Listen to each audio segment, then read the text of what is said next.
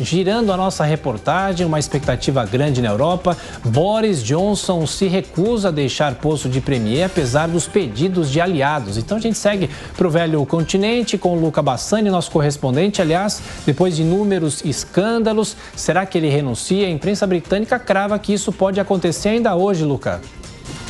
Bom dia para você, Thiago, Adriano e toda a nossa audiência. Exatamente, a gente viu que nos últimos dias foi muito turbulento tudo o que aconteceu no Reino Unido por conta de 3 importantes ministros de Estado terem pedido a renúncia. O ministro da Saúde, o ministro das Finanças, o ministro da Família e Infância e também grandes funcionários de alto escalão do governo britânico. A gente vê que hoje a imprensa britânica já dá como certa a abdicação de Boris Johnson perante a liderança do Partido Conservador, mas não perante ao cargo de primeiro-ministro, já que, historicamente, sempre o partido que tem a maioria na Câmara dos Comuns, que é o Parlamento Britânico, o líder do partido acaba ocupando o cargo de primeiro-ministro. Segundo o Boris, ele gostaria de ficar até o outono na posição de primeiro-ministro, mas deixando livre a vaga também do líder do partido, exatamente para que o partido possa se reorganizar durante o verão, fazer convenções, escolher uma nova liderança para que assim possa assumir sem que haja nenhum tipo de entrave ou nenhum tipo de desavença interna. A gente sabe que a vida do premier começou a ter dificuldades, principalmente no final do ano passado, com um escândalo conhecido como Partygate, fazendo referência clara ao escândalo de Watergate de Richard Nixon nos anos 70, no qual Boris e outros funcionários do Partido Conservador fizeram festas regadas a álcool com muitas pessoas durante o período de lockdown, principalmente no mês de dezembro, perto do Natal, quando grande parte das famílias britânicas estavam impossibilitadas de se encontrar por conta das multas que isso poderia ocasionar. Não bastando isso, Boris também chamou para fazer parte do governo um funcionário que tinha sido acusado de um escândalo sexual, de assédio sexual em 2019. Ele já sabia dessa informação e mesmo assim o contratou. Portanto, eles chamam isso, obviamente, de negligência ou, de certa forma, ele relevar algo que seria muito grave perante um governo conservador, principalmente. Então, a gente vê que a oposição também tem se organizado.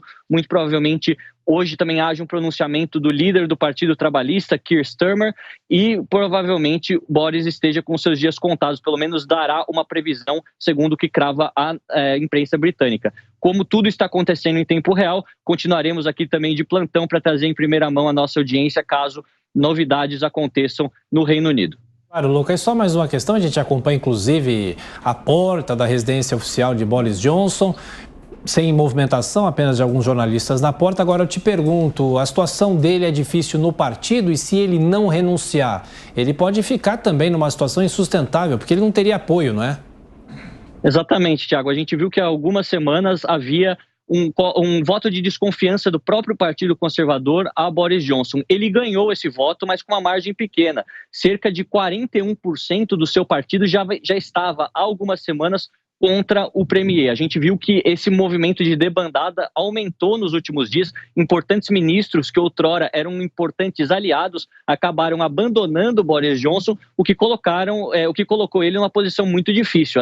Se a gente considerar hoje a grande parte dos mais de 200 deputados do Partido Trabalhista, do Partido Independentista Escocês e também metade praticamente do Partido Conservador, Boris está isolado. Segundo as regras do próprio partido, não pode haver um novo voto de desconfiança menos de 12 meses depois do primeiro, ou seja, ele tem uma certa folga, mas a gente vê que com esse movimento de saída de importantes funcionários, ministros, outros secretários que dão sustentação ao governo, ele vai se colocando, melhor dizendo, em uma posição insustentável e muitos acreditam que isso desgaste o país. Ele acha que sair do cargo simplesmente porque há uma crise política traria maior desgaste. Portanto, essa decisão, segundo que crava a grande parte da imprensa britânica, The Telegraph, The Guardian e também a própria BBC, de que ele talvez saia da liderança do partido, abrindo então uma janela de 2, 3 meses para que uma nova liderança se forme, haja